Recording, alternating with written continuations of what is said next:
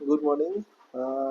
আজি মোটামুটি নিফটি প্ৰায় 23,660 ওপৰতে অ'পেন হৈছিলে, কিন্তু ছাষ্টেইন নহ'লে।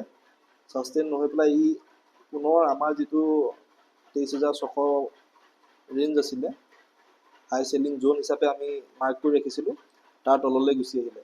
আৰু মোটামুটি প্ৰায় 10:30 মানত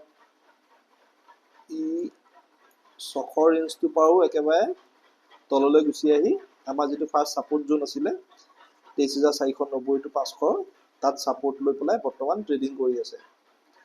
কিন্তু কথাটো হৈ গ'ল কি, যোৱাকালি যিটো ডেইলি আমাৰ ছাপোৰ্ট আছিলে 23,550 পৰা 60 যিটো ৰেঞ্জ আছিলে, সেইটো যেতিয়ালৈকে ব্ৰেক কৰি ছাষ্টেইন নহয় তেতিয়ালৈকে আমি নিফটি বৰ্তমান বুলিছ ভিউ ল'ব নোৱাৰোঁ।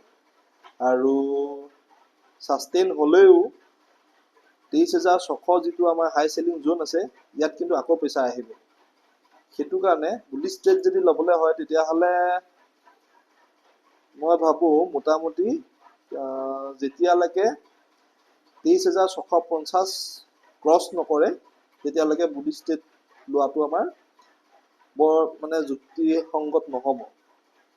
বাকী ডাউন ছাইডৰ ট্ৰেডৰ কাৰণে বৰ্তমানটো নাই দেখা তেনেকুৱা, কাৰণ যিহেতু আমাৰ ছাপোৰ্ট জ'নত ছাপোৰ্ট লৈছে। কেনেবাকৈ যদি 23,490 তলত ছাষ্টেইন কৰিবলৈ হয় তেতিয়াহ'লে ডাউন ছাইডৰ আমি ভিউ ৰাখিব পাৰোঁ মোটামুটি প্ৰায় 23,400, আৰু 23,400 যদি ব্ৰেক কৰে মোটামুটি 23,350লৈকে যাব পাৰে। কিন্তু বৰ্তমান যথেষ্ট ট্ৰিকি চিটুৱেশ্যন চলি আছে, চ' বি কেয়াৰফুল। বাকী ভালকৈ ট্ৰেড কৰক। আৰু বৰ্তমানলৈকে মই 1,000 টকা লছ খাই আছোঁ, যিহেতু মই দুটা ছাইডতে ট্ৰেড লৈছিলোঁ।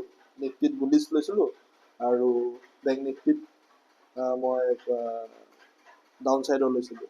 তো দুইটা এডজাষ্ট হৈ পেলাই প্ৰায় 1,000 ৰুপিছৰ বৰ্তমান লছ শ্ব' কৰি আছে। ত' বৰ্তমান মই কাটি দিম 1,000 ৰুপিছতে। বাকী তাৰপিছত ছেকেণ্ড হাফত দেখা যাব, যদি ভাল ট্ৰেড পাওঁ তেতিয়াহ'লে ল'ম। Thank U.